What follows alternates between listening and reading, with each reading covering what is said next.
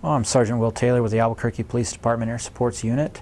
We monitor all of the APD area commands. We also monitor the SO area commands, and we basically listen for anything that we feel that we can help with. When we are between calls, we basically patrol the city. We look for anything from drunk drivers to speeders. Tonight we had a call where we assisted officers in the Northeast that had suspected auto burglars. Upon arriving, one individual was hiding. We assisted ground units in locating that individual. Burglary tools were also found near the vehicle that actually had been entered by these individuals. Additionally, we located 4 other subjects in the area. Those subjects, it was not determined yet if they were involved or not, but they were conducting activity that was suspicious and led us to believe that they may be.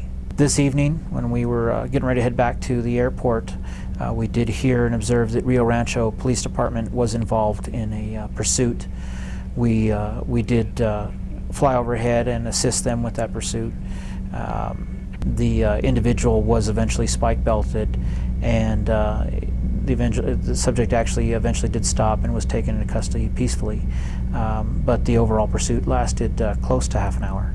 As a pilot of a helicopter, I actually kind of have the easier job than the tactical flight officer, but my job is to keep the aircraft overhead, be sure it's positioned where the tactical flight officer can effectively do his job.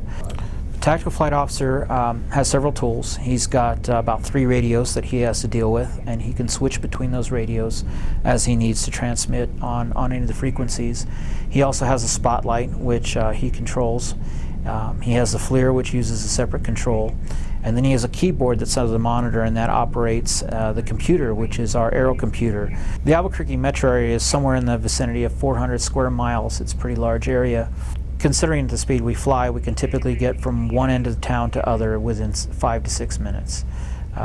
Usually when we're going from one town to another, we're flying somewhere in the vicinity of about 112 knots, which is upwards of 120 miles per hour. And because we can go in straight lines too, we don't have to worry about following roads. We can get from one end of town to the other quite efficiently. Well, as a pilot, first of all, obviously we have to be rated as helicopter pilots, and then we also go to school. We go to American Eurocopter, and we have to be trained as in a transition school to learn to fly this particular helicopter. We spend a week learning its systems. We spend 3 days in ground school, then we spend 2 days of flying the helicopter.